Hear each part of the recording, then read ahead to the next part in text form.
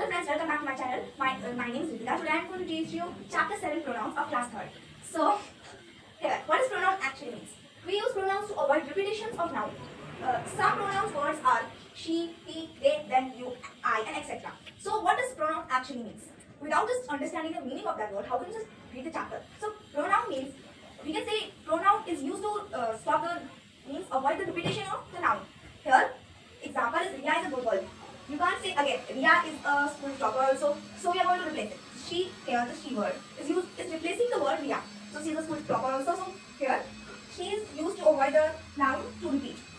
So now we have understood what noun means. So we will revise again. Noun means, we can say that noun is used to avoid the repetition of noun. It means pronoun is used to stop repetition of the noun. So noun, you know what nouns are, and nouns are name of person, place, thing and animal. So here the noun is Riya. Riya is a noun because in the person. This is the name of a person. This